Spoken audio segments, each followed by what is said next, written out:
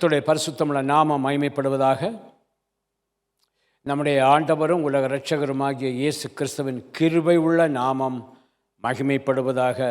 அவர் கிருபையினால் 9 மாதங்களிலும் நம்மோடு கூட இருந்து அவருடைய கிருபையினால் அவர் நம்மை நடத்தி இருக்கிறார், ஆசீர்வதித்திருக்கிறார். அவர் தம்முடைய நாமத்தை மகிமைப்படுத்தி இருக்கிறார். தேவனை ஆராதித்து தேவ சமூகத்திலிருந்து நல்ல ஆசீர்வாதங்களை, கிருபைகளை பெற்றுக்கொள்ளும்படியாய் வந்திருக்கிறவங்கள் அனைவரையும் ஆண்டவராகிய இயேசுவின் நாமத்தினாலே நான் வாழ்த்தி வரவேற்கிறேன். அவர் கிருபை என்றும் உள்ளது. அவர் உங்களை ஆசீர்வதிப்பாராக. 9வது மாதத்தின் கடைசி நாளிலே வந்திருக்கிறோம். இந்த வருஷ கடைசிக்கு நேராக வந்திருக்கிறோம். இந்த உலகத்தின் கடைசி நாட்களுக்கு நேராய் உலகம் சென்று கொண்டிருக்கிறது. என்ன நடக்கப் போகிறதுன்னு தெரியாது. எங்கு பார்த்தாலும் கடைசி என்கிற ஒரு வார்த்தை, முடிவு என்கிற ஒரு வார்த்தை எல்லா இடத்திலும் தொனித்து கொண்டிருக்கிறது. எல்லாவற்றுக்கும் முடிவு உண்டு, கர்த்தர் சொல்லியிருக்கிறார். ஆனால் அதுக்கு அடுத்தபடி நம்மை தேற்றுகிற, நம்முடைய கண்ணீரை துடைக்கிற, நம்மை பாதுகாக்கிற ஒரு வார்த்தை வருகிறது. எல்லாவற்றுக்கும் முடிவு உண்டு, உன் நம்பிக்கை வீண் போகாது. என்னென்ன காரியங்கள் கர்த்தர் நமக்கு செய்திருக்கிறார், அது தாமதித்தாலும் கர்த்தரை நிறைவேற்ற வல்லவராயிருக்கிறார். ஆமென். நம்முடைய நம்பிக்கை வீண் போகாது. இந்த உபத்திரவத்தின் நாட்கள் ஆரம்பமாகி இருக்கிற இந்த காலத்தில், இந்த உலகத்தில் கடைசி காலத்தில் அவருடைய கிருபை எப்பொழுதும் நமக்கு தேவைப்படுகிறது. ஒன்றை நினைத்து கொள்ளுங்கள், நாம் எழும்புகிற வேளையிலே அவருடைய கிருபை நம்மை எழுப்புகிறது. நாம் நடக்கிற வேளையிலே அவருடைய கிருபை நம்மை நடக்க வைக்கிறது. நாம் ஓடினாலும், ஏன் தூங்கினாலும் கூட அவருடைய கிருபை எப்பொழுதும் நம்மோடு கூட இருக்கிறது. அந்த கிருபைக்காய் ஒவ்வொரு நாளும் ஆண்டவரை நினைத்து அவரை ஸ்தோத்தரியுங்கள். அது அவர் நல்லவர், அவர் கிருபை என்றும் உள்ளது. புலம்பலின் புஸ்தகம் 3ஆம் அதிகாரம் 22வது வசனத்திலே சொல்லப்பட்டிருக்கிறது. புலம்பல் 3:22 சொல்லப்பட்டிருக்கிறது. நாம் நிர்மூலமாகாதிருக்கிறது கர்த்தருடைய கிருபையே. அதுக்கு அடுத்த பகுதி, அவருடைய இரக்கங்களுக்கு முடிவு இல்லை. அவர் நம்மேல் வைத்த இரக்கங்களுக்கு முடிவில்லாதபடியினால்தான் நாம் நிர்மூலமாகாமல் இருக்கிறோம். ஆமேன். இரக்கம் என்கிற கிருபையை தேவ சமூகத்திலிருந்து நாம் பெற்றுக்கொள்ள வேண்டிய கட்டாயத்திற்கு நேராய் நாம் தள்ளப்பட்டிருக்கிறோம். அவர் இறங்குகிற தேவர். அவர் இரக்கமும் மன உருக்கமும் நீடிய சாந்தமும் மிகுந்த கிருபையும் உள்ளவர். அந்த இரக்கம் என்கிற அந்த வார்த்தை கிருபையின் மூலமாய் தேவன் நமக்கு தருகிறார். பெற்றுக்கொள்ள நாம் ஆயத்தப்படுவோம். இந்த உலகத்தில் நடக்கக்கூடிய அநேக காரியங்களை குறித்து நான் உங்களிடம் சொல்ல விரும்புகிறேன்.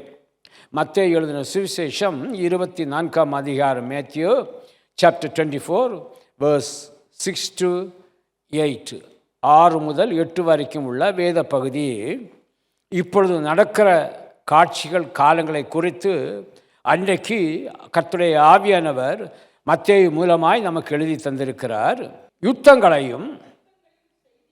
யுத்தங்களின் செய்திகளையும் கேள்விப்படுவீர்கள். கேள்விப்படுகிறோமா, கேள்விப்படவில்லையா? கேள்விப்படுகிறோம். எங்கு பார்த்தாலும் இந்த செய்தி வந்து கொண்டிருக்கிறது. யுத்தம் இல்லாத தேசங்களும் கூட யுத்தத்துக்கு ஆயத்தப்பட்டு கொண்டிருக்கிறது. நமக்கு தெரியும். ஒன்று கூடி யுத்தம் செய்யும்படியாய் ஆயத்தப்படுகிறார்கள். அதை நாம் கேள்விப்படுகிறோம். ஆனால் ஆண்டவர் நம்மை பார்த்து சொல்லுகிறார், கலங்காதபடி எச்சரிக்கையாயிரு. நீ கலங்காதபடி நீ எச்சரிக்கையாயிரு.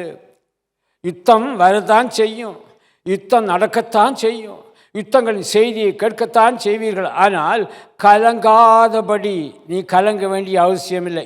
அவர் பார்த்துக்குவார். நீ ஏன் யுத்தத்தை குறித்து நீ கலங்கி கொண்டிருக்கிறாய்? கலங்காதே. இவைகளெல்லாம் சம்பவிக்க வேண்டியதே. இவைகளெல்லாம் சம்பவிக்க வேண்டியது. இதெல்லாம் நடக்க வேண்டியது தான். ஆனாலும் முடிவு உடனே வராது. முடிவு உடனே வராது. முடிவு வராது, உடனே வராது.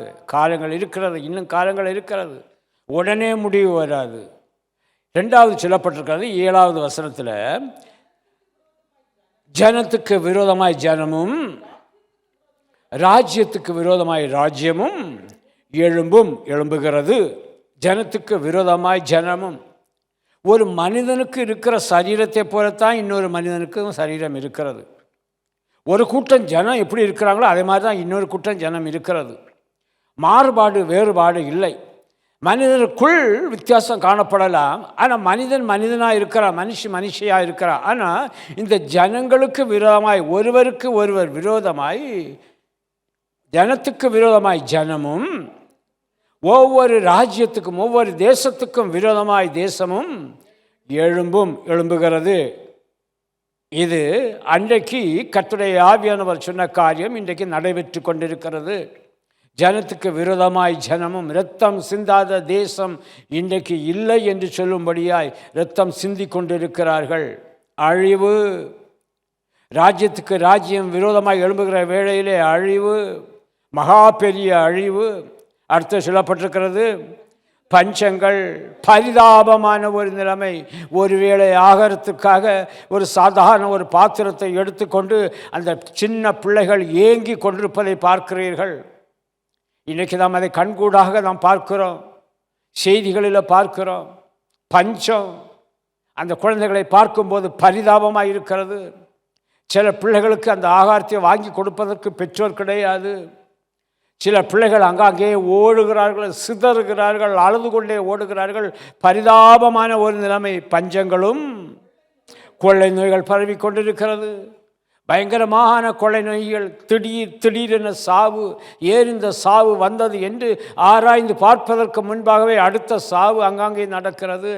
கொள்ளை நோய்கள் வந்து கொண்டிருக்கிறது. அடுத்தது பூமி அதிர்ச்சிகள் பல இடங்களில் உண்டாகும். பூமி அதிர்ச்சிகள் உண்டாகும்னு சொல்லல, பூமி அதிர்ச்சிகளும் பல இடங்களில் உண்டாகும். எவ்வளவு ஒரு பரிதாபமான நிலைமைக்கு இந்த காலம் சென்று கொண்டிருக்கிறது. ஆண்டவர் சொல்லுகிறார், அந்த அழிவை தடுப்பதற்கு அந்த திறப்பின் வாசலில் நிற்கிற ஒரு மனிதனை கர்த்தர் தேடுகிறார். பிரியமானவர்களே, இன்றைக்கு தேச தலைவர்களுக்காக, தேசங்களுக்காக, யுத்தம் நடக்கிற இடத்திற்காக பரிசுத்தவான்கள் எல்லாரும் ஜெபித்து கொண்டே இருக்கிறார்கள். ஆனாலும் கூட 8வது வசனத்தில் சொல்லப்பட்டிருக்கிறது, இவைகளெல்லாம் வேதனைகளுக்கு ஆரம்பம். இந்த வேதனை வருகிற வேளையில் சமாதானத்தை இழக்கிறான், குடும்பங்களை இழக்கிறார்கள், பரிதபிக்கப்பட்ட ஒரு நிலைமையிலே காணப்படுகிறார்கள். நூற்றுக்கணக்கான பிள்ளைகள், பெற்றோரை இழந்து நிற்கிற பிள்ளைகளை இன்றைக்கு தத்தெடுத்து வளர்க்கிறார்கள். அந்த பிள்ளைகள் கொஞ்ச காலம் அதுகள் பாடுகிற பாடுகளை பார்க்கும்போது பரிதாபமாக இருக்கிறது. அதன் பிறகு ஓரளவு தேறி வந்து விடுவார்கள்.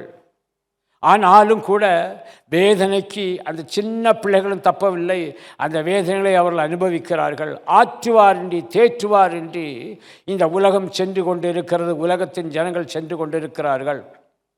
அதைத்தான் சொல்லப்பட்டிருக்கிறது. இன்னைக்கு நீங்களும் நானும் நிர்மூலமாகாதிருக்கிறது கர்த்தருடைய கிருபையே. அவர் கிருபை என்றும் உள்ளது. அந்த கிருபையை தவற விட்டு விடாதீர்கள். அந்த கிருபை எனக்கு வேண்டாம் என்று சொல்லிவிடாதீர்கள். ஒவ்வொரு நாளும் இன்றைக்கு சொல்லுகிற இந்த கிருபையானது கொஞ்சமாய் எடுத்துக்கொள்ளப்படுகிறது. அதற்கு முன்பாகவே அந்த கிருபையை பெற்றுக்கொள்ளுங்கள். கர்த்தருடைய வார்த்தை சொல்லுகிறது, அவருடைய கிருபை என்றும் உள்ளது. என்னைக்கு இருக்கு? அதை இலவசமாய் தேவன் கொடுக்கிறார். அவருடைய இரக்கங்களுக்கு முடிவில்லை. பெற்றுக்கொள்ளுங்கள். வேதம் சொல்லுகிறது, இந்த கிருபையை, இந்த இரக்கத்தை நான் பெற்றுக்கொள்ள நான் என்ன செய்ய வேண்டும்? இன்றைக்கு அதுதான் வாக்குத்தத்த வசனமாய் தேவன் தந்திருக்கிறார். சங்கீத புஸ்தகம் 36வது அதிகாரம் 7வது வசனம். சங்கீதம் 36:7 நான் வாசிக்கிறேன். அதன் பிறகு நீங்கள் வாசித்து நாம் ஜெபித்து அந்த ஆசீர்வாதத்தை நாம் சுதந்திரித்துக் கொள்ளுவோம். சங்கீதம் 36:7, Psalm 36:7. தேவனே, உம்முடைய கிருபை எவ்வளவு அருமையானது, அதனால் மனுபுத்திரர் உமது சட்டைகளின் நிழலிலே வந்து அடைகிறார்கள். யாவர் சேர்ந்து, தேவனே, உம்முடைய கிருபை எவ்வளவு அருமையானது, அதனால் மனுபுத்திரர் உமது சட்டைகளின் நிழலிலே வந்து அடைகிறார்கள். வேத வசனத்தின் மீது கருத்தை வைத்து அந்த அருமையான கிருபையை பெற்றுக்கொள்ள, அந்த செட்டைகள் நல்லே வந்தடைய எனக்கு கிருபை தாரும் ஆண்டவரே என்று ஒவ்வொருவரும் ஜெபிப்போமா? எங்களை நேசிக்கிற எங்கள் அன்பின் தகப்பனே, வேத வசனத்தின்படி உம்முடைய இரக்கங்களுக்கு முடிவில்லை ராஜா. அந்த இரக்கத்தை உம்முடைய கிருபையினாலும் உம்முடைய செட்டைகளின் நிழலினாலும் நாங்கள் பெற்றுக்கொள்ள கர்த்தர் எங்களுக்கு அனுக்கிரகம் செய்யும்படியாக ஜெபிக்கிறேன், உதவி செய்யும்படியாக ஜெபிக்கிறேன். ஆண்டவரே, உம்முடைய கிருபை அருமையானது என்பதை சங்கீதக்காரன் ஆண்டவரை பெற்றுக்கொண்டு அவன் அதை எழுதி வைத்திருக்கிறான். ஆண்டவரே, அதனால் மனுபுத்திரர் ஒவ்வொருவரும் உடைய செட்டை நிழலுக்குள்ளே வந்து அடைக்கலமாய், தஞ்சமாய், புகலிடமாய், மறைவிடமாய் அதற்குள் காணப்பட விரும்புகிறார்கள். ஆண்டவரே, சேர்த்து கொள்ளும் அப்பா, ஒவ்வொருவரையும் சேர்த்து கொள்ளும் ஆண்டவரே. உம்முடைய இரக்க நிமித்தம் அவர்களை பாதுகாத்து ஆசீர்வதித்து உம்முடைய நாமத்தை மகிமைப்படுத்தும். இந்த ஆசீர்வாதத்தை நாங்கள் சுதந்தரித்துக் கொள்ளுகிறோம் இயேசுவின் நாமத்தில் பிதாவே, ஆமீன், ஆமீன். தேவனே, உம்முடைய கிருபை எவ்வளவு அருமையானது. அதனால் மனுபுத்திரர் உமது செட்டைகளின் நிழலிலே வந்து அடைகிறார்கள். வேதனைகளுக்கு ஆரம்பம் என்று சொல்லப்பட்டிருக்கிறது. தன் காலங்கள் முழுவதும் வேதனையும் துக்கத்தையும் அனுபவித்தவன் தான் தாவீது ராஜா. அந்த தாவீது சொல்லுகிறார், ஆண்டவரே, இவ்வளவு பாடு, உபத்திரவங்கள், வேதனைகளை நான் அனுபவித்தாலும் கூட உம்முடைய கிருபை எனக்கு எவ்வளவு அருமையாயிருக்கிறது, எவ்வளவு அருமையாயிருக்கிறது. இந்த அருமையான இந்த கிருபையை பெற்றுக்கொள்ள முடியாமல் இந்த ஜனங்களெல்லாம் ஓடிக்கொண்டிருக்கிறார்களே, எங்கெல்லாமோ அடைக்கலத்தை தேடுகிறார்கள், புகலிடத்தை தேடுகிறார்கள், மலைகளையும் குன்றுகளையும் நோக்கி ஓடுகிறார்கள், காட்டு பகுதிகளுக்குள்ளே சென்று ஜீவிக்கலாம் என்று ஓடுகிறார்கள். ஆனால் வேதம் சொல்லுகிறது, மனுபுத்திரர் உமது செட்டையின் நிழலிலே வந்து அடைய வேண்டும் என்று கர்த்தர் விரும்புகிறார். அதை தாவீது பார்த்து தாவீது சொல்லுகிறார், மனுபுத்திரர் நமக்கெல்லாம் இரு கரங்களை விரித்தவராய், தம்முடைய சட்டைகளை விரித்தவராய் ஆண்டவர் அழைக்கிறார். என் கிருபையை நான் உனக்கு தருகிறேன், அது அருமையான கிருபை, நீ என்னிடம் வா என்று ஆண்டவர் நம்மை அழைக்கிறார். பிரியமானவர்களே, இந்த கடைசி காலத்தில் அவருடைய கிருபையை பெற்றுக்கொள்ளுங்கள். அவருடைய சட்டை நிழலுக்குள்ளே வந்து தஞ்சமாக இருந்து விடுங்கள். நீங்கள் வேற எதுவும் செய்ய வேண்டாம். எனக்கு ஒரு புகலிடம் நீர்தான் ஆண்டவரே, எனக்கு அடைக்கலம் நீர்தான் ஆண்டவரே, எனக்கு தஞ்சம் நீர்தான் ஆண்டவரே. நான் உம்மை தேடி வந்திருக்கிறேன் அப்பா, உம்முடைய பாதப்படில் வந்து நிற்கிறேன் ஆண்டவரே. உம்முடைய கிருபை என்னை சூழ்ந்து கொள்ளட்டும். அந்த அருமையான அந்த கிருபையை பெற்று அந்த சட்டை நிழலிலே நான் தஞ்சம் அடைய எனக்கு அந்த கிருபை தாரும் என்று கேட்டோம் என்றால், அந்த சட்டை நிழலிலே நீ ஆனந்தமாய், சமாதானமாய், சந்தோஷமாய் நீ காணப்படுவாய். கர்த்தர் ஆசீர்வதிக்க சித்தமுள்ளவராய் இருக்கிறார். பிரியமானவர்களே, இந்த காலை வேளையில் ஆண்டவர் உங்களை அழைக்கிறார். வீடுகளிலே முட்டைகளை அட வைத்துவிட்டு அந்த அடை வைக்கப்பட்ட கோழியானது அந்த குஞ்சு பொரித்தவுடனே அவைகளை தன் பின்னாலே அழைத்து செல்கிற வேளையிலே அது குரல் கொடுத்து கொண்டே சொல்லுகிறது. திடீரென அவனுடைய கண்களுக்கோ இல்லாட்டால் வேறு சத்தத்தை கேட்டவுடனே தன் குஞ்சுகளுக்கு ஒரு சத்தத்தை கொடுக்கிறது, ஒரு சிக்னல் கொடுக்கிறது. நீங்கள் பார்த்தீர்கள் என்றால் அந்த சத்தத்தை கேட்டவுடனே இந்த குஞ்சுகளெல்லாம் ஓடி அந்த தாயின் சிறகுக்கு அடியிலே வந்து விடுகிறது.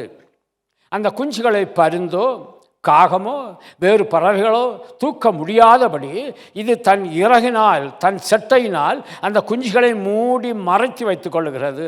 நீங்கள் நன்றாய் கவனிப்பீர்கள் என்றால் ஓடி சென்ற அந்த அந்த அந்த சின்ன அந்த கோழி குஞ்சுகளுக்கு என்ன நடப்பதென்று தெரியவில்லை.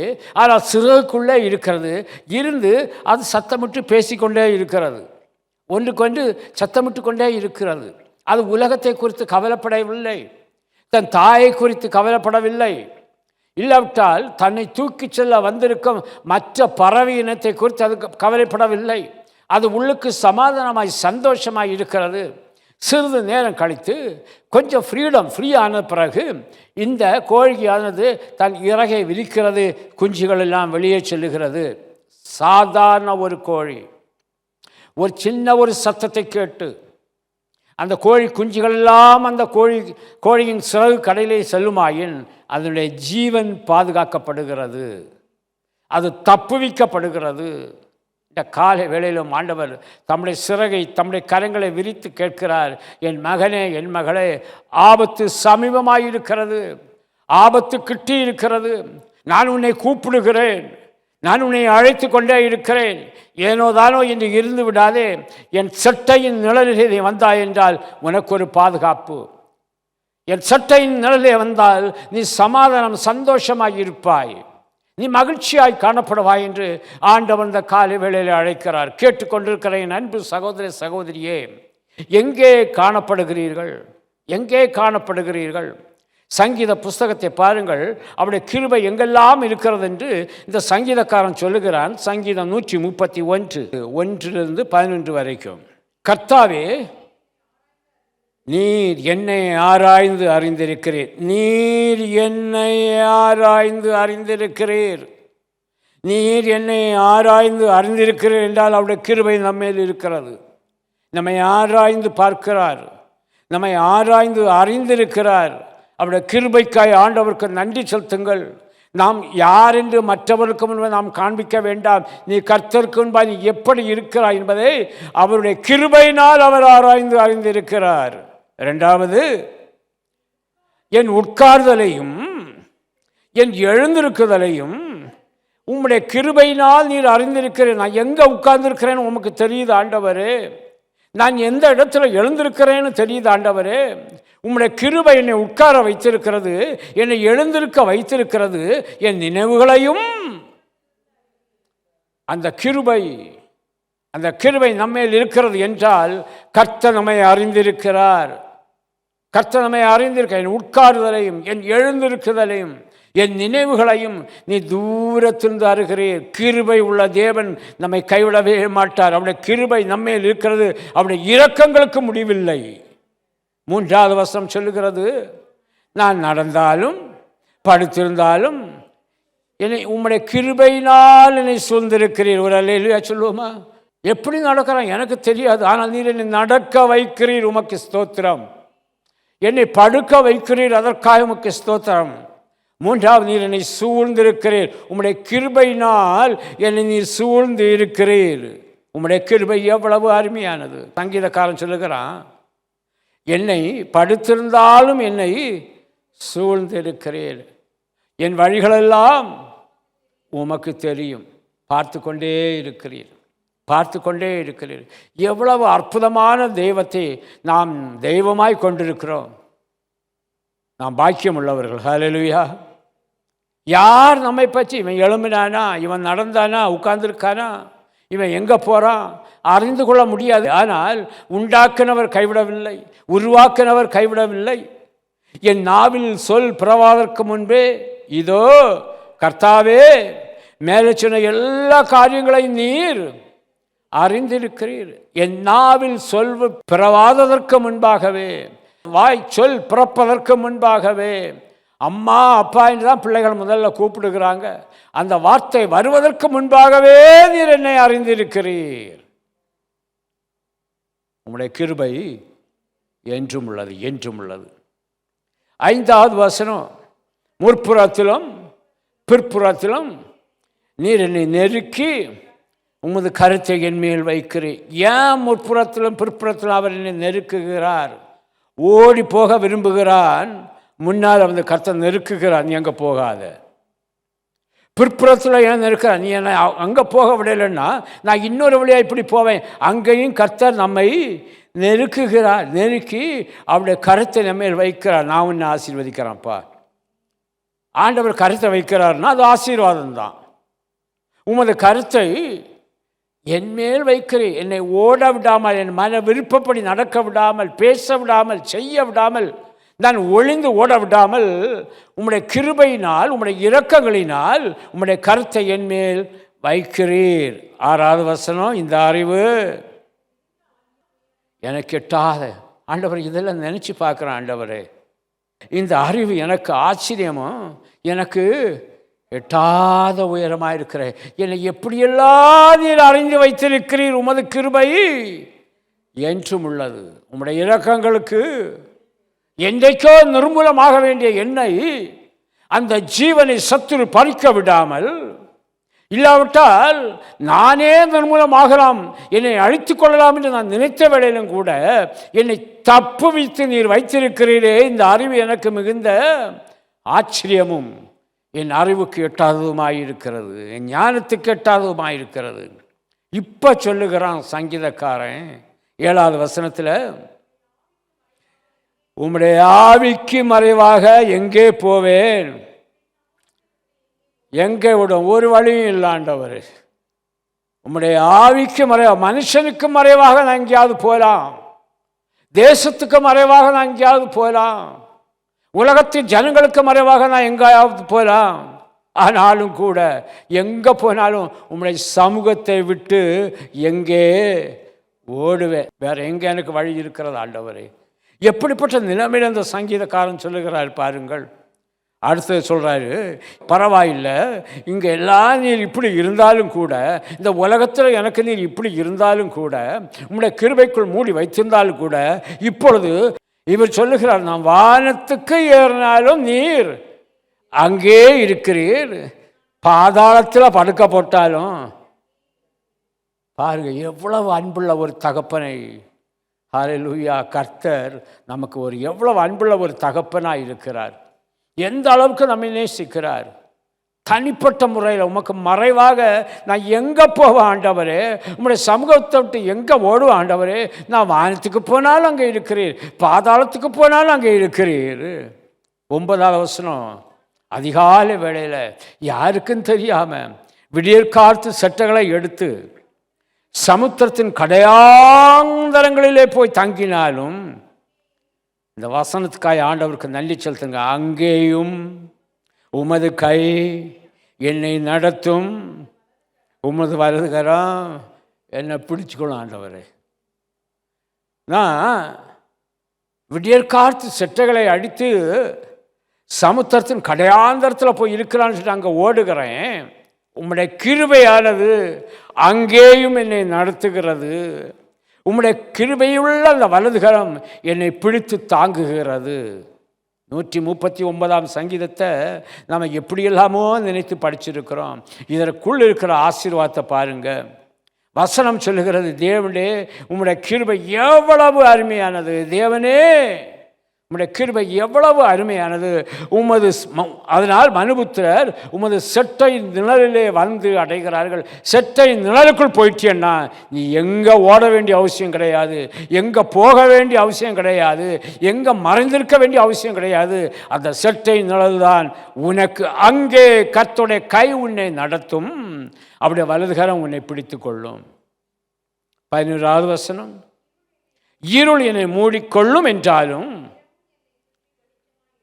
இரவும் என்னை சுற்றி உம்முடைய கிருபை எனக்கு வெளிச்சமாக இருக்கும். இரவு மூடிக்கொள்ளும், ராத்திரியை பார்க்குறேன், வெளியே போக முடியலை, இருளாக இருக்குது. ஆனால் அந்த இருளை சுற்றிலும், அந்த இரவை சுற்றிலும் கர்த்தருடைய கிருபை எனக்கு வெளிச்சமாக இருக்கும். கர்த்தர் தமது கரத்தை நீட்டி என்னை நடத்த அவர் வல்லவராயிருக்கிறார். 16வது வசனம் முக்கியமான ஒரு வசனம், என் கருவை உம்முடைய கண்கள் கண்டது, என் அவயவங்கள் ஒன்றாகிலும் இல்லாத போதே அவைகள் அனைத்தும், அவைகள் உருவேற்படும் நாட்களும் உமது கிருபையினால் உமது புஸ்தகத்தில் எழுதியிருந்தது, எழுதி இருக்கிறது. ஐயா, எங்கே ஓடினாலும் அன்றைக்கு பார்த்த கர்த்தருடைய கண்கள் இன்றைக்கு உன்னை நோக்கி கொண்டிருக்கிறது. எதுக்கு தெரியுமா? உலகத்தை பார்த்து ஓடாத, மனுஷனுடைய ஆலோசனை கேட்டு ஓடாத, உன் மாம்சம் விரும்புகிறபடி நீ செய்யாத. உன் கருவை என்னுடைய கண்கள் கண்டது, உன் சரீரத்தில் ஒரு அவயவங்கள் உருவாகும் முன்பே அவைகள் அனைத்தையும் குறித்து நான் அறிந்திருக்கிறேன். அவருடைய கிருபை, அவருடைய கிருபை, அவருடைய கிருபை. எத்தனையோ சதி ஆலோசனைகள் உனக்கு விரோதமாக எழும்பியிருக்கலாம், உன்னை தொட முடியவில்லையே. மறைவான கண்ணிகள் உனக்கு விரோதமாக எழும்பியிருக்கலாம், அந்த கண்ணிகள் எல்லாவற்றையும் தெறிப்புண்டு போக பண்ணினேனே. ஏனென்றால் உன்னை குறித்து என் புத்தகத்தில் நான் எழுதி வைத்திருக்கிறேன். இது என்னுடைய மகன் என்று அதை கிறுக்கி போட ஒருவனுக்கும் அதிகாரம் கிடையாது. ஒரு கடைசி அழைப்பாய் தேவன் அழைக்கிறார். நீங்களும் நானும் நிற்பது ஒரு கடைசி காலத்தில் நாம் நின்று கொண்டிருக்கிறோம். கடைசி காலத்தில் நின்று கொண்டிருக்கிறோம். என்ன நடக்க போகிறது தெரியாது, எது நடக்கும் தெரியாது, எங்கே உலகம் போய்கொண்டிருக்கும் தெரியாது.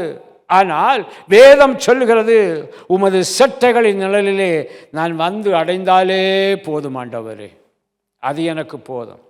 எதை குறித்து நான் கவலைப்பட மாட்டேன். கர்த்தர் என்னை பார்த்து கொள்வார், என் ஆண்டவர் என்னை பார்த்து கொள்வார், என் குடும்பத்தை பார்த்து கொள்வார். கடைசி கால செய்தியாய் சொல்லுகிறேன், ரட்சிப்பின் நற்செய்தியை குடும்பத்துக்கு தெரிவியுங்கள். கணவன் மனைவிக்கு சொல்ல வேண்டும், மனைவி கணவனுக்கு சொல்ல வேண்டும், கணவனும் மனைவியுமாய் இணைந்து தம்முடைய பிள்ளைகளுக்கு சொல்ல வேண்டும். கடைசி காலத்துக்கு வந்திருக்கிறோம். நம்முடைய குடும்பங்களில் கதறுதலின் சத்தம் கேட்கக்கூடாது, கம்பீர சத்தம் கேட்கணும், மனமகிழ்ச்சியின் சத்தம் கேட்கணும். நம்ம எல்லாரும் குடும்பமாய் ஆண்டவருடைய சட்டை நிழலுக்குள்ளே நாம் காணப்பட வேண்டும். இன்றைக்கும் ஆணிபாய்ந்த கருத்தை நீட்டி விரித்து ஆண்டவர் அழைக்கிறார். என் கிருபை உனக்கு தேவை. அந்த கிருபையை நீ பெற்றுக்கொண்டாய் என்றால் உன் ஜீவிய காலம் முழுவதும் சமாதானமாய், சந்தோஷமாய், மகிழ்ச்சியாய் நீ காணப்படுவாய். துர் ஆலோசனைகளுக்கு இடம் கொடாதுங்க. பொய்யான காரியங்களை காதுகளில் கேட்காதுங்க. அவர் கிருபை இன்றும் உள்ளது என்று சொல்லப்பட்டிருக்கிறது. அவர் கிருபைக்காய் கரமே நில்லுங்க. தேவனுடைய ஜனமே, தேவனுடைய சபையிலே, தேவனுடைய வீட்டாராய் அவருடைய சபையிலே நீங்கள் காணப்படுவீர்கள் என்றால், அவரை ஆராதித்து துதித்து அவருடைய நாமத்தை மகிமைப்படுத்துவீர்கள் என்றால், ஒரு நாளும் ஒரு பொழுதும் அவர் கைவிடவே மாட்டார். உங்கள் பிள்ளைகள் சின்ன பிள்ளைகளாக இருந்தாலும் சரி, வளர்ந்தவர்களாக இருந்தாலும் சரி, அவருடைய காதுகளிலே இயேசு என்கிற வார்த்தை, அவருடைய கிருபை என்கிற வார்த்தை என்றென்றைக்கும் தொனித்து கொண்டே இருக்கட்டும், தொனித்து கொண்டே இருக்கட்டும். அவர்கள் இருதயத்திலே தேவனுக்கு பயந்து நடப்பார்கள் என்றால், ஒரு நாளிலே, ஒரு காலத்திலே, ஒரு வேளை வருகிற வேளையிலே நானும் என் வீட்டாருமோ என்றால் பரலோகத்தில் தேவனை ஆராதிப்போம். இந்த பூலோகத்தில் ஆராதிங்க, பரலோகத்திலே ஆராதிப்பீங்க. அது ஒரு பெரிய மகிழ்ச்சியாக இருக்கும். ஏனென்றால் தேசம் முழுவதும் கூவிக்கொண்டிருக்கிறார்கள் கடைசி காலம், கடைசி காலம் என்று. அதை குறித்து நாம் கவலைப்பட வேண்டியதில்லை. ஆனால் இந்த கடைசி காலத்திலும் என்னை அணைத்து கொள்ள, என்னை சேர்த்து கொள்ள, என்னை முத்தமிட, என்னை தூக்கி சுமக்க, கரம் பிடித்து நடத்த ஒருவர் இருக்கிறார். அவரின் ஆண்டவராகிய இயேசு கிறிஸ்து. இயேசு கிறிஸ்து. எங்கெல்லாம் ரட்சிப்பின் நற்செய்தி போக வேண்டுமோ, இயேசுவை குறித்து சொல்ல வேண்டுமோ, அந்த இடத்துக்கெல்லாம் நீங்கள் ஆயத்தமாயிருங்க. யார் யாருக்கு சொல்ல வேண்டுமோ சொல்லுங்க, சொல்லுங்க. நீங்கள் சொன்னால் அவர்களும் அந்த சொட்டை நிலவுக்குள் வந்து அடைய கர்த்தரங்கு கிரியை செய்ய அவர் வல்லவராயிருக்கிறார். அவர்களுடைய கருவையும் நம்முடைய ஆண்டவருடைய கண்கள் கண்டது. மனுஷனுடைய ஆலோசனைகளை கர்த்தர் அதமாக்குகிறார். மனுஷனுடைய சரீரத்திலிருந்து எழும்புகிற எண்ணங்கள், சிந்தனைகளை கர்த்தர் அதமாக்குகிறார். மற்றவருடைய வார்த்தைகளை கர்த்தர் அதமாக்குவார். உங்களுக்கு ஜெயந்தர் அவர் வல்லவராயிருக்கிறார். அவரை நம்பி அவர் பின்னாலே வாங்க, அவர் பின்னாலே வாங்க. கர்த்தர் உங்களுக்கு யாவற்றை செய்து முடிக்க வல்லவராயிருக்கிறார். லூக்கா எழுதின சுவிசேஷம் 19ஆம் அதிகாரம் 42வது வசனத்திலே சொல்லப்பட்டிருக்கிறது. லூக்கா 19:42. உனக்கு கிடைத்த இந்த நாளிலாகிலும் உன் சமாதானத்துக்கு ஏற்றவைகளை நீ அறிந்திருந்தாயானால் நலமாயிருக்கும். இந்த கடைசி காலத்திலே கர்த்தர் சொல்லுகிறார், இப்பொழுதோ அவைகள் உன் கண்களுக்கு மறைவாயிருக்கிறது. அந்த மறைவாயிருக்கிற அந்த பொல்லாத திரையை, இருள் நிறைந்த அந்த திரையை, அந்த அழுக்கான திரையை, அந்த பொறாமையின் திரையை, பெருமையின் திரையை, அந்த ஆஸ்தி என்னிடம் இருக்கிறது, ஐஸ்வர்யம் என்னிடம் இருக்கிறது, அது இருக்கிறது, இது இருக்கிறது சொல்லி உன் கண்களுக்கு மறைவாயிருக்கிற திரையை நீ அக்கினியிலே போட்டுவிட்டு உனக்கு கிடைத்த இந்த நாளில் ஆகிலும் உன் சமாதானத்துக்கு ஏற்ற அந்த கிருபையை நீ அறிந்திருந்தாய், அறிந்து கொண்டாய். அறிந்து கொண்டதை நீ ஏற்றுக்கொண்டால் அவருடைய இரக்கங்களுக்கு முடிவில்லை என்று சொல்லப்பட்டிருக்கிறது அல்லவா? கர்த்தர் உன்னை இரக்கத்தை உன்மேல் அனுப்பி உன்னை ரட்சித்து உன்னை காத்து அவர் உன்னை நலமாயிருக்கும்படியாக உன்னை ஆசீர்வதிக்க அவர் வல்லவராய் இருக்கிறார். பிரியமானவர்களே, தேவ ஜனமே, பயங்கரமான ஒரு சூழ்நிலைக்கு நேராய் தள்ளப்பட்டு கொண்டு இருக்கிறோம். பயங்கரமான ஒரு சூழ்நிலை. நான் இருக்கிற தேசம் அமைதியாக இருக்கிறது, சந்தோஷம்தான். ஆனால் எல்லாவற்றுக்கும் சேர்த்து தான் ஆண்டவர் சொல்லி இருக்கிறார், வேதனைகளின் ஆரம்பம். இதுவரைக்கும் தனிப்பட்ட முறையில் வேதனைகளை அனுபவித்திருப்பீர்கள். ஆனால் அந்த வேதனைகளெல்லாம் அப்படியே அது மறைந்து போயிருக்கலாம். இனி ஆரம்பிக்கிற வேதனை மறைந்து போகிற வேதனை அல்ல, நித்திய நிரந்தரமாய் அது சரீரத்தை வேதனைப்படுத்தி கொண்டே இருக்கும், குடும்பத்தை வேதனைப்படுத்தி கொண்டே இருக்கும். அந்த மறைவான கிரியிலிருந்து வெளியே வந்தா என்றால் கர்த்தருனை ஆசீர்வதித்து மேன்மைப்படுத்த அவர் வல்லவராய் இருக்கிறார். ஒன்றை சொல்லி நான் முடிக்கிறேன். வசனம் நிறைவேறி கொண்டிருக்கிற அப்படினால் இந்த வார்த்தையை கேளுங்கள், மாற்றிக்கொள்ளுங்கள், தேவ சமூகத்திலே வாருங்கள், தேவனை ஆராதியுங்கள். பலர் சொல்லலாம், ஒன்றும் இல்லை, இதெல்லாம் நடக்கக்கூடியதான், உண்மைதான், இதெல்லாம் நடக்கக்கூடியதான். சொன்னவன் உன்னை காப்பாற்ற முடியுமா? உன்னோடு பேசினவன் உன்னை காப்பாற்ற முடியுமா? உன்னை தடுத்தவன் உன்னை காப்பாற்ற முடியுமா? முடியவே முடியாது. இதைத்தான் மத்தேயு 28:20 கர்த்தர் சொல்லி இருக்கிறார். அழகாக எழுதப்பட்டிருக்கிறது. மத்தேயு 28:20, நான் உங்களுக்கு கட்டளையிட்ட யாவையும் நீங்கள் கைக்கொள்ளும்படிக்கு அவர்களுக்கு உபதேசம் பண்ணுங்கள் என்று ஊழியக்காரர்களுக்கு கர்த்தர் கட்டளையிட்டிருக்கிறார். நான் கட்டளையிட்ட எல்லாவற்றையும் அவர்கள் கைக்கொள்ளும்படிக்கு அவர்களுக்கு உபதேசம் பண்ணுங்கள். ஏன் உபதேசம் பண்ண வேண்டுமாம்? அடுத்த பகுதி சொல்லுகிறது, இதோ உலகத்தின் முடிவு பரியந்தம் சகல நாட்களிலும் நான் உங்களுடனே கூட இருக்கிறேன் என்றார். மத்தேயு 28:20. மத்தேயு 28:20 கர்த்தர் சொல்லுகிறார், என் ஜனமே, என் கிருபையை பெற்ற ஜனமே, என் இரக்கத்தை பெற்ற ஜனமே, என் சட்டையின் நிழலிலே வந்து அடைந்திருக்கிற என் ஜனமே, இதோ உலகத்தின் முடிவு பரியந்தம் சகல நாட்களிலும் நான் உங்களுடனே கூட இருக்கிறேன். சொன்னவர் கைவிடுவாரோ? கைவிடவே மாட்டார். வசனம் சொல்லுகிறது, உமது வலது கரம் என்னை பிடிக்கும், நீர் என்னை நடத்துவீர். ஒப்பு கொடுங்க, அந்த வலது கரத்துக்குள் ஒப்பு கொடுங்க. வேதம் சொல்லுகிறது, சகல நாட்களிலும், எப்படிப்பட்ட நாட்கள் வந்தாலும் எழும்பினாலும் சகல நாட்களிலும் இந்த உலகம் முடிவு பரியந்தம் வரைக்கும் நான் உங்களுடனே இருக்கிறேன், உங்களுடனே கூட இருக்கிறேன், உங்களுடனே கூட இப்பொழுது கூட கர்த்தர் நம்மோடு இருக்கிறார். ஆசீர்வாதத்தை அனுபவித்த நாட்கள், தேவனை ஆராதித்த நாட்கள், தேவ சமூகத்துக்கு முன்பாய் நின்று ஆவியிலே நிறைந்து துதித்த நாட்கள் மறைந்து விட்டதே. ஆவி இல்லையே, அனல் இல்லையே, அபிஷேகம் இல்லையே, ரட்சிப்பு போய்விட்டதே, எல்லாம் போய்விட்டதே. இருள் மூடிக்கொள்ளக்கூடிய காலம் வருகிறது. அந்த இருள் மூடிக்கொள்கிற வேளையில் நீ எங்கு செல்வாய், நீ எங்கு போவாய், நீ யாரை கூப்பிடுவாய், உனக்கு எங்கிருந்து வெளிச்சம் வரும்? ஆனால் நானே இந்த உலகத்துக்கு வெளிச்சமாயிருக்கிறேன்னு சொன்ன ஆண்டவர் உன்னை கைவிடவே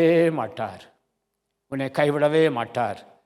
மகனே, மகளே, இன்றைக்கு சொப்பனம் மூலமாய் கர்த்தர் பேசிக்கொண்டிருக்கிறார், தரிசனத்தின் மூலமாய் கர்த்தர் பேசிக்கொண்டே இருக்கிறார், வசனத்தின் மூலமாய் கர்த்தர் பேசிக்கொண்டிருக்கிறார், தேவ செய்திகள் மூலமாய் கர்த்தர் பேசிக்கொண்டிருக்கிறார். உனக்கு மறைவானது எதுவும் இல்லை, எல்லாம் வெட்ட வெளிச்சமாய் கர்த்தர் காண்பிக்கிறார்.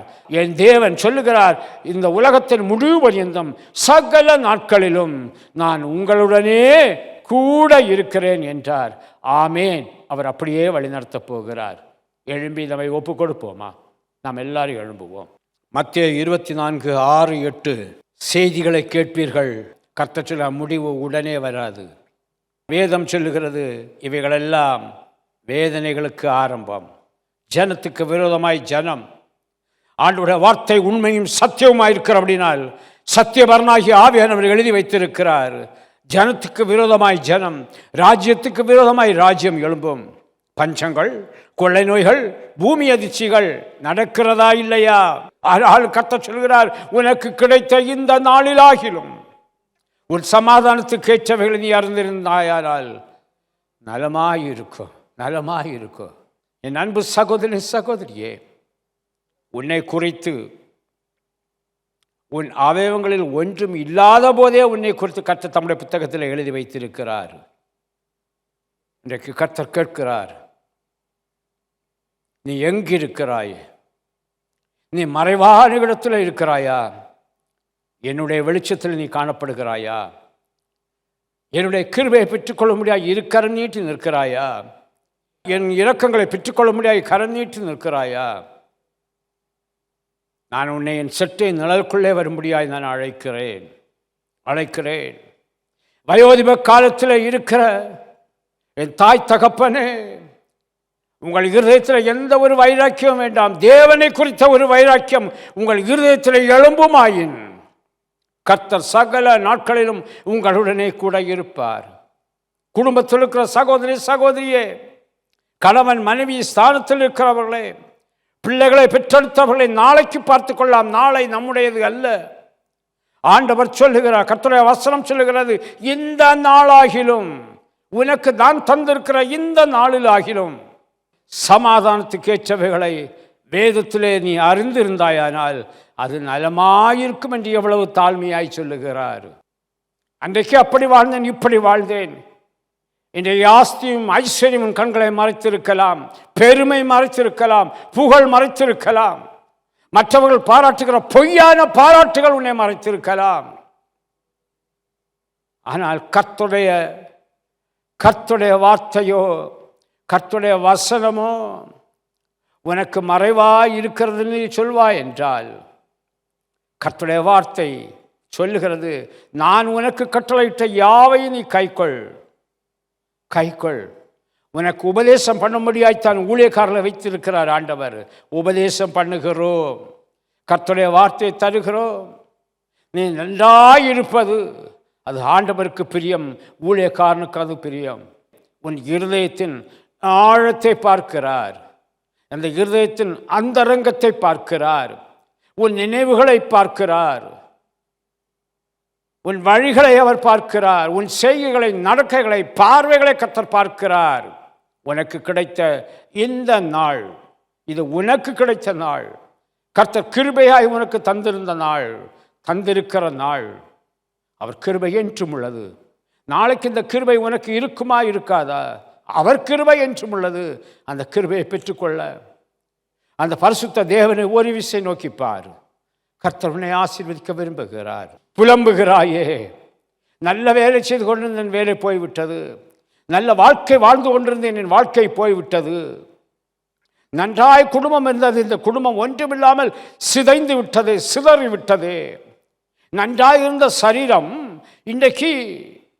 இன்றைக்கு ஒவ்வொரு நிமிடமும் துடித்து கொண்டிருக்கிறது, வியாதியினாலும் வேதனையினாலும் கலங்கி கொண்டிருக்கிறது. கர்த்தர் உன்னை பார்த்து சொல்லுகிறார், நான் உனக்கு கட்டளையிட்ட யாவையும் நீ கை கொள்ளும்படி அவர்களுக்கு உபதேசம் சொல்லிவிட்டேன். ஏனென்றால் இதோ உலகத்தின் முடிவு பரியந்தம் சகல நாட்களிலும் கர்த்தர் உங்களுடனே கூட இருக்க வேண்டும் என்று விரும்புகிறார். உன் உட்கார்தலை அறிந்தவர், உன் எழுந்திருக்குதலை அறிந்தவர், உன் நடக்கையை அறிந்தவர், உன் படுக்கையை அறிந்தவர். இன்றைக்கு சொல்லுகிறார், நீ அப்படி ஆவிக்கு மறைவாய் எங்கே போனாலும் உன்னை நேசிக்கிறபடினால கர்த்தர் உன்னை விட்டுவிட மாட்டார். அங்கேயும் உமது கை என்னை நடத்தும், உமது வலதுகரம் என்னை பிடித்து கொள்ளும். இந்த வலதுகரத்துக்குள் நம்மை ஒப்பு கொடுப்போமா? ஒரு காலத்தில் மகிழ்ச்சியாக இருந்தாயே, ஒரு காலத்தில் சமாதானமாக இருந்தாயே, சந்தோஷமாக இருந்தாரே, இன்று எங்கே இருக்கிறாய்? நீ எங்கிருக்கிறாய் என்று ஆண்டவர் கேட்கிறார். என்ன அன்பு சகோதரியே, இந்த காலவேளையிலே ஆண்டவரை நோக்கிப்பார். மறுபடியுமாய் ரட்சிக்க கூடாதபடி என் கரம் குறுகி போகவில்லை என்று கர்த்தர் சொல்லுகிறார். உன் ஜெபத்தை கேட்கக்கூடாதபடி என் செவிகள் மந்தமாகவில்லை என்று கர்த்தர் சொல்லுகிறார். அந்த கரத்தை நீட்டுகிறார். தம்முடைய செட்டைகளை விரிக்கிறார். அதற்குள்ளே அடைக்கலமாய் வரும்படியாய், சகல சத்துரு எதிரிகளின் கைகளிலிருந்து கண்களிலிருந்து தப்பும்படியாய், உன்னை அணைத்து கொள்ளும்படியாய் கர்த்தர் காத்திருக்கிறார். ஒப்புக்கொடு, ஒப்புக்கொடு, மனம் திரும்பு. பரலோக ராஜ்யம் சமீபமாய் இருக்கிறது. மனம் திரும்பு, உலகத்தின் முடிவு சமீபமாய் இருக்கிறது. மனம் திரும்பு, உன் கண்களுக்கு மறைவாயிருக்கிற காரியங்களை விட்டுவிட்டு நீ கர்த்தரை நோக்கிப்பார், கர்த்தரை நோக்கிப்பார், கர்த்தரை நோக்கிப்பார். பரலோக பிதாவே, சத்தியத்தை அறிவீர்கள், சத்தியம் உங்களை விடுதலையாக்கும் என்ற வசனத்தின்படி உங்களுடைய பிள்ளைகளுக்கு கர்த்தாவே சத்தியத்தை என்னை போதிக்கும்படியாக கர்த்தர் கிருபை தந்தீர். அதற்காக மக்கள் நன்றி ஆண்டவரே. பேர் பேராய் ஒவ்வொருவரையும் கர்த்தர் ஆசீர்வதியின் தகப்பனே. உலகத்திற்கு பின்பாய் மாம்சத்தின் கிரியைகளுக்கு, உலகத்தின் சத்தத்துக்கு செவி கொடுத்திருக்கிற இந்த ஜனங்கள் படுகிற பாடுகளையும் வேதனைகளையும் நீர் அறிகிறீர் ஆண்டவரே. வேதனைகளுக்கு ஆரம்பம், ஆனாலும் முடிவு வராது. ஒரு நேரத்தை தேவன் கொடுத்திருக்கிறீர். மனம் திரும்பும்படியாய், உம்மை நோக்கி பார்க்கும்படியாய் ஒரு நேரத்தை கொடுத்திருக்கிறீர். இந்த தேவ செய்தியை யார் கேட்டாலும் தகப்பன், அவருடைய இருதயங்களிலே உம்முடைய வார்த்தையை விதையும் ஆண்டவரே, உம்முடைய அன்பை விதையும் கர்த்தாவே. அந்த ஜனத்தை ரட்சியும் ஆண்டவரே. சமாதானத்தின் தேவன் அவர்களோடு தங்கியிருக்கும்படியாய் நான் ஜெபிக்கிறேன். செய்த பாவங்கள் எல்லாம் சாபமாய் மாறி தலைமுறை தலைமுறைக்கு அது வேதனையை கொடுத்து கொண்டிருக்கிற குடும்பங்களையும் நீர் அறிவீர் ஆண்டவரே. இயேசுவே, தேவன் எங்கே, தேவனுடைய ஆலயம் எங்கே என்று கர்த்தாவே உம்மை உம்முடைய ஆலயத்தையும் குறை கூறிக்கொண்டிருக்கிறவர்களையும் நீர் அறிவீர் ஆண்டவரே. ஒரு காலத்தில் தேவனுடைய ஆலயத்தில் நின்ற பாதங்கள் எல்லாம் இன்றைக்கு எங்கேயோ நிற்கிறது ஆண்டவரே, எங்கேயோ போய் கொண்டிருக்கிறது ஆண்டவரே. முழங்கால் படிவிட்டு கர்த்தரை தேடின உம்முடைய பிள்ளைகள் எல்லாம் இன்றைக்கு ஜெபிக்கக்கூட நேரமில்லை என்று சொல்லி ஓடுகிறார்கள் ஆண்டவரே.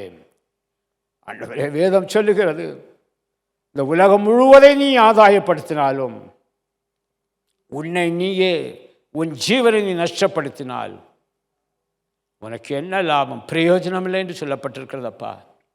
தகப்பனே, இயேசுவே, உம்முடைய கிருபை எவ்வளவு அருமையானது. அந்த கிருபையை ருசித்து பார்க்கும்படியாய் உம்முடைய பிள்ளைகளுக்கு இந்த நாளை நீ தந்திருக்கிறீர். அதற்காய் ஸ்தோத்திரம். உம்முடைய செட்டை நிழலே இந்த பிள்ளைகளுக்கு ஒரு இடத்தை நீர் ஆயத்தப்படுத்தி வைத்திருக்கிறீரே. அந்த நிழலிலே தஞ்சமடைய வந்து சேர கர்த்தாவே கிருபை தாரும் ஆண்டவரே. இந்த நாள் ஒரு ரட்சிப்பின் நாளாய் மாறட்டும், ஆசீர்வாதத்தின் நாளாய் மாறட்டும் ஆண்டவரே. ஒருவரும் ஒன்றையும் இழந்து விடாதபடி ஆண்டவர் நீர் அவர்களை ரட்சித்துக் கொள்ளும்படியாக ஜெபிக்கிறேன். சொன்னீரே, இதோ உலகத்தின் முடிவு பரியந்தம் சகல நாட்களில் நான் உங்களுடனே கூட இருக்கிறேன் என்று அவர்களோடு கூட தங்கி இருந்த தகப்பரே, உம்முடைய கை அவர்களை நடத்தட்டும், உமது வலதுகரம் அவர்களை பிடித்து கொள்ளட்டும். இயேசுவின் நாமத்தில் பிதாவே, ஆமென், ஆமென். ஆண்டவருக்கு முன்பாக நிற்கிறேன் நான். ஆண்டவர் நமக்கு தந்த கிருபையான நாட்களை நினைத்து, காலங்களை நினைத்து, அவருடைய கிருபையை நினைத்து, அவருடைய செட்டை நிழலுக்குள் இருந்து மகிழ்ச்சியோடு சொல்லுவோமா, என் ஆத்துமாவே கர்த்தரை ஸ்தோத்தரி, என் முழு உள்ளமே பரிசுத்த நாமத்தை ஸ்தோத்தரி. என் ஆத்துமாவே கர்த்தரை ஸ்தோத்தரி, கர்த்தர் செய்த சகல உபகாரங்களையும் மறவாதே. ஆமேன். நம்முடைய கர்த்தராகிய இயேசு கிறிஸ்துவின் கிருபையும் பிதாவாகிய தேவனுடைய அன்பும் பரிசுத்தாவியுடைய ஐக்கியமும் இன்றும் என்றும் சதா காலங்களிலும் உங்கள் அனைவரோடும் கூட இருப்பதாக. ஆமேன், ஆமேன். கர்த்தர் உங்கள் ஒவ்வொருவரையும் ஆசீர்வதிப்பாராக. ஆமேன்.